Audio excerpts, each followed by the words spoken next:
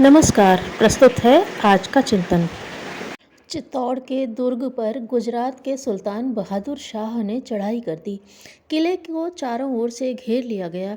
शत्रुओं की तोपें किले पर गोले बरसा रही थीं। शत्रु सेना का दबाव दुर्ग पर दिनों दिन बढ़ता ही जा रहा था। चित्तौड़ के किले की रक्षा का भार रावल बाघ सिंह पर था। अपने एवं साथी शूरवीरों के असाधारण रण कौशल के बावजूद उन्हें अब चित्तौड़ की रक्षा की उम्मीद नहीं थी। बड़े ही निराश मन से वह महारानी कर्मवती के पास पहुँचे और लड़ाई की ताज़ा जानकारी दी। फिर आपने क्या सोचा है रावल जी? महारानी कर्मवती ने पूछा। महारानी साहिबा, चित्तौड़ दुर्ग की रक्षा करना अब मुमकिन नहीं है, बाघ सिंह ने बताया।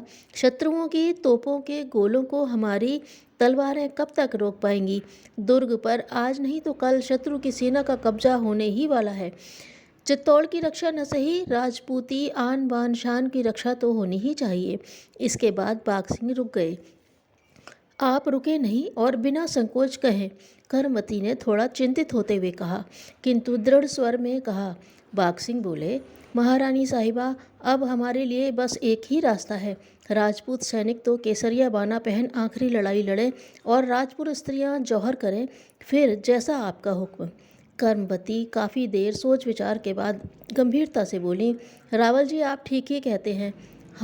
अब हमारे सामने दूसरा उपाय भी क्या है? चित्तौड़ की रक्षा न सही, मान मर्यादा की रक्षा तो करनी ही होगी।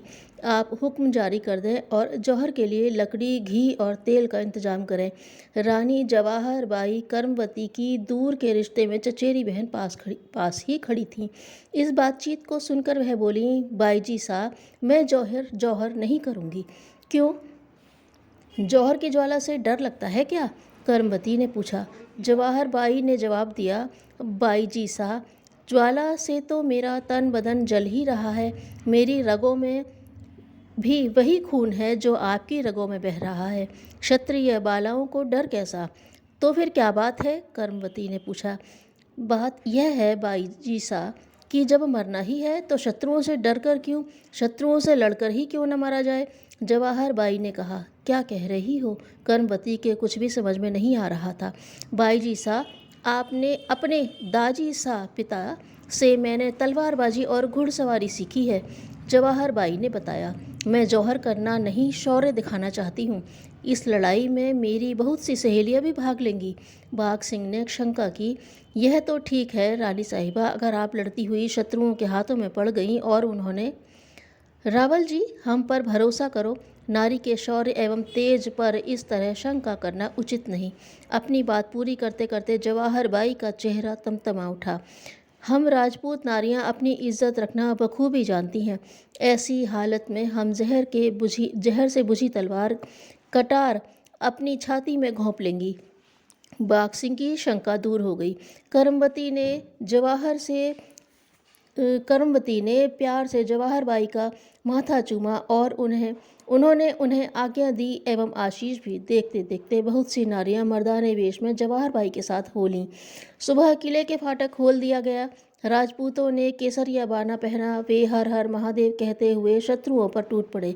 उधर जवाहर बाई की टुकड़ी भी जय महाकाली, जय भवानी कहती हुई शत्रुओं का सफाया करते हुए आगे बढ़ने लगी। शत्रु सेना में खलबली मच गई। शत्रुओं के पास राजपूतों की तुलना में बहुत बड़ी सेना भी थी। आखिर में राजपूत इस लड़ाई में मारे गए। जवाहर बाई भी असाधारण शौर्य दिखाते हुए घायल हुईं। इसके बावजूद वह लड़ती रहीं। एक के बाद अनेक आक्रमणों की बौछारों ने उन्हें वीर गति दी।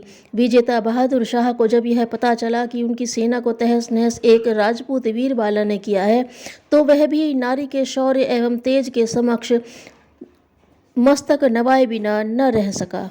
धन्यवाद।